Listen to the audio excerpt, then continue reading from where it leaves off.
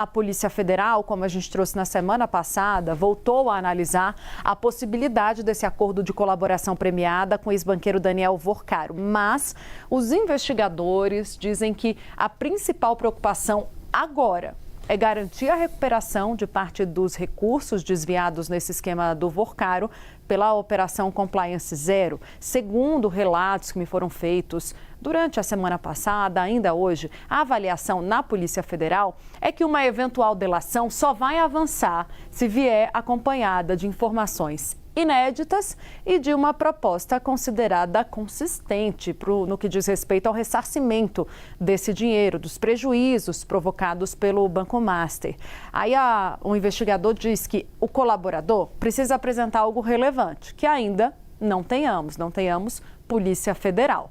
Como a gente tem mostrado aqui na CNN Brasil, a defesa de Daniel Vorcaro tem tentado negociar com a Polícia Federal e com a PGR. A Polícia Federal havia dito não e agora começa novamente em novos termos a tentar negociar com Daniel Vorcaro, mas deixando muito claro que o desejo, a vontade de negociar é dele, logo ele que tem que apresentar algo inédito, algo diferente para essa segunda fase de negociação. O que existe na mesa hoje? A previsão da devolução do dinheiro. A Débora Bergamasco já trouxe que a quantidade oferecida foi menor do que esperada pelos investigadores, menor do que aquela desviada, né, desse esquema do Banco Master. A PGR fala em algo em torno de 60 bi e a defesa fala em algo em torno de 40 bilhões. Essa diferença passou, como a gente tem dito, a ser um dos principais entraves para o avanço das conversas. Nos bastidores, aqui em Brasília, investigadores dizem que a recuperação de ativos virou um dos eixos centrais agora dessa análise sobre o acordo, tanto com a PGR quanto com a Polícia Federal.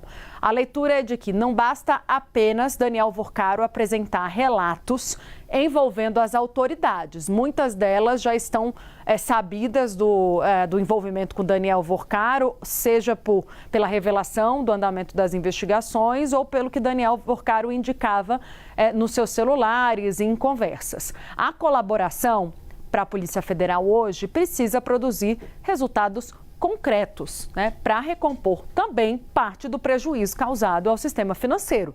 A retomada dessas negociações ocorre depois de uma primeira tentativa frustrada. A PF saiu do jogo, disse não tem nada que me interesse aqui, foi procurada de novo, inclusive com a saída de um dos principais advogados do Vorcaro, da defesa. Agora, é uma nova fase considerada, mas ainda assim vista com bastante ceticismo. Uma versão inicial dessa proposta, apresentada por Vorcaro, como a gente sabe, foi considerada insuficiente por integrantes da Polícia Federal. Agora, a expectativa é que as novas conversas ocorram, pedindo uma reformulação, portanto, os advogados da proposta anteriormente negada, com novos elementos. Investigadores me ressaltam que não existe qualquer impedimento para que a defesa apresente novas versões desse acordo. A lei não prevê prazo, me diz um integrante da alta cúpula da Polícia Federal. É um direito do investigado propor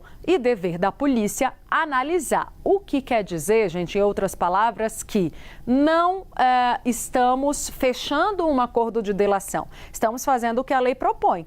Estamos abertos a ouvir o que a defesa vai propor de diferente.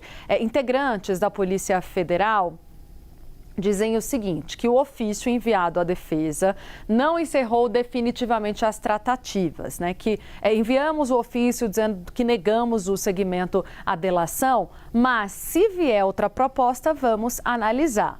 A avaliação hoje na cúpula da Polícia Federal, ali no entorno do Paulo Gone Branco, do PGR, ainda é que há possibilidade de PGR e PF convergirem, né, trabalharem em conjunto pela delação do Daniel Vorcaro. Há independência das investigações, das equipes, mas é possível que haja um trabalho em harmonia, disse uma das fontes envolvidas nessa negociação.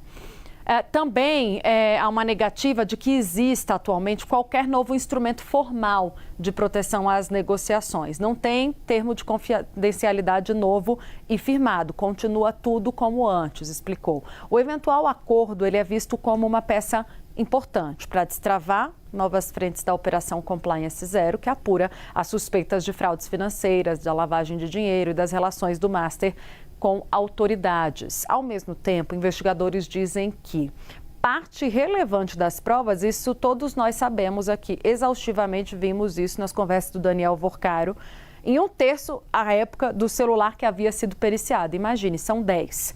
Tudo isso já está com a Polícia Federal, seja pela apreensão desses celulares ou por meio de documentos, da extração de dados de outros eletrônicos que estão hoje na posse da investigação. Então a gente segue daqui, Elijonas Maia, porque eu preciso de você também para a gente falar um pouco mais sobre como é que funciona a lei da delação. Cadê o Elijonas? Está comigo?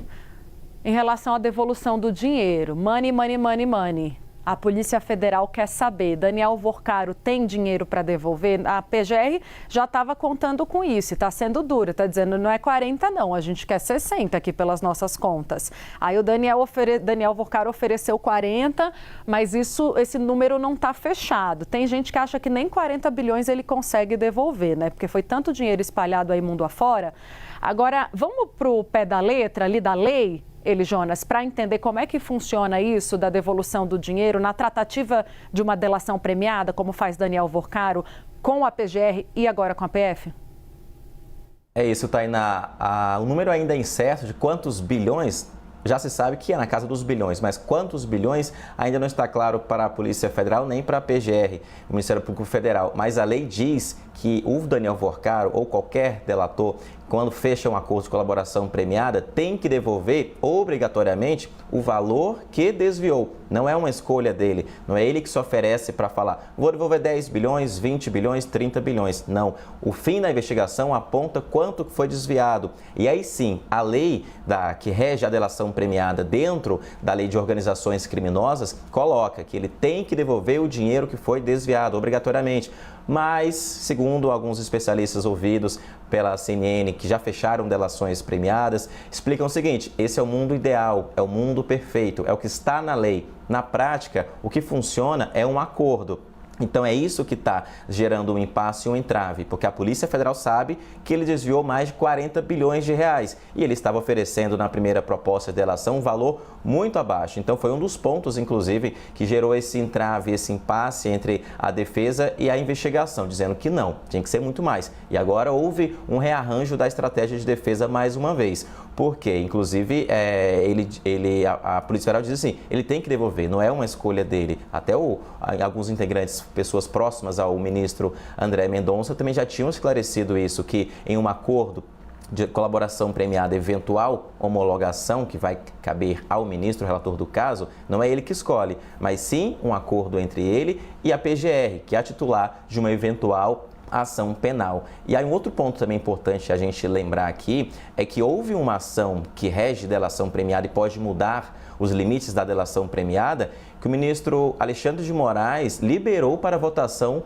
no plenário do Supremo Tribunal Federal. Essa ação, uma DPF impetrada pelo PT, o Partido dos Trabalhadores, ela diz que lá, mais uma vez, reforça que não pode ter um acordo com o colaborador e as instituições, mas sim colocando ali na lei que tem que colaborar e devolver tudo que foi desviado. Aí quanto que seria desviado e devolvido, aí é justamente a Polícia Federal e a PGR que calculam, foi tanto, e não um acordo como está sendo colocado, como está sendo feito atualmente na prática entre defesas, advogados com os investigadores. Então, é um ponto que chama a atenção também, você trouxe na sua apuração muito bem, dizendo que é um impasse, é um entrave, quantos bilhões, mas o que já se sabe é na casa dos bilhões, 40, 50, 60 ou 30, aí só o fim da investigação que a gente vai saber quanto de fato que foi desviado.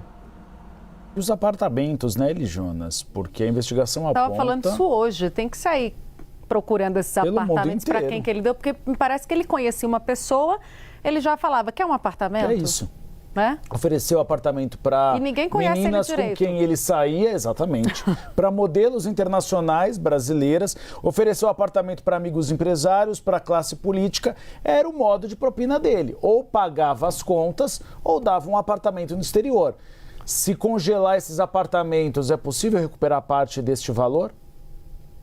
Inclusive, Uribe, a gente tem uma apuração nova também aqui para o Bastidores CNN, que a PF já sabe que o Daniel Vorcaro tem bens no exterior, tem trust no nome dele no exterior, fora do Brasil, mas ainda não sabe onde e como que a PF quer achar e rastrear tudo isso. Com a difusão prateada da Interpol, está tendo uma negociação e uma conversa, inclusive, entre a PF e a Interpol, o secretário-geral da Interpol, Valdeci Urquiza, para colocar o nome do Daniel Vorcaro nessa difusão prateada. A gente fala muito aqui da difusão vermelha, que é para foragidos internacionais.